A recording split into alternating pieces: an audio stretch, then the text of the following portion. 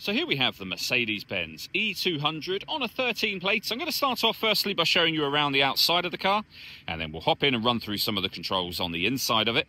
From the outside, you can see it's a four-door car with alloy wheels. We're going to start off inside the boot area of the vehicle, first of all. As we approach the back of the car, you can see we have reversing sensors and plenty of boot space available in there as well. Okay, so we're just going to work our way back around to the front of the car. And then, as I mentioned, we'll hop in and just run through a few of the controls. Now that we've done a full circle of it, though, you can see it's in fantastic condition the whole way round.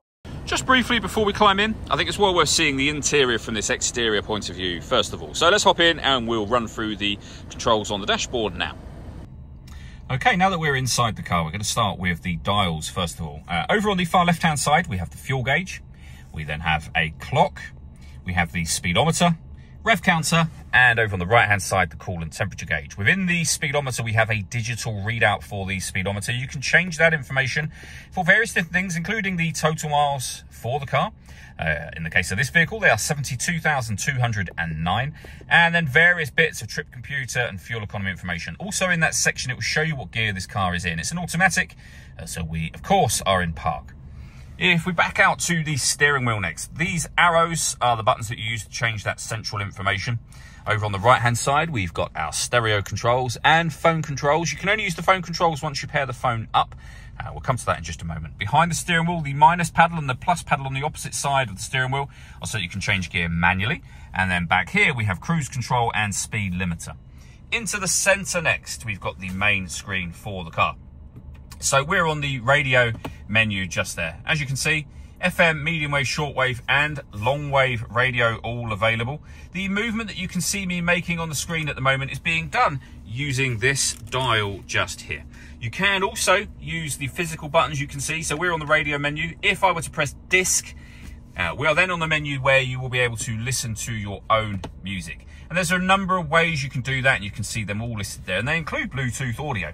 So once you've paired your phone under the telephone heading, at the top just here, you will then be able to listen to your music wirelessly as well as making and receiving phone calls. This car also has satellite navigation, as you can see, really nice clear colour display, and it's also got a parking camera. Working our way down from there, we have the CD player, the main volume for the stereo, the buttons I went through just a moment ago, including phone controls just here. We have a heated driver and passenger seat. Both seats have 3 different heat settings on each. And also both seats are electrically adjustable with 3 different memory settings. You're looking at the passenger seat there, of course. Driver side is exactly the same. And we have a Harden Kardon hi-fi system in this vehicle as well. Back to the air conditioning. You can adjust your fan speed, the driver and passenger temperature, the direction the air is being distributed in. Air conditioning is on at the minute, so you can turn it off, back on again. If you want to use the dual zone climate control element of this, press auto. The car will now take complete control of the direction of the air and fan speed to maintain the temperatures that you've asked for. You can manually override that whenever you wish to. This section here will open up to reveal 2 cup holders, some storage, and a 12-volt charging socket at the back there. It's also worth pointing out that we've got twin sunroofs on this car. One push of the button will open both sun blinds for the rear and the front section of this roof. The front section will actually slide as a full sunroof as well. All that leaves me to say is thank you for taking the time to watch this video. If you'd like to come and see the car for yourself and have a test drive, please feel free to give us a call here at Glenbourne's. We'd love to hear from you soon.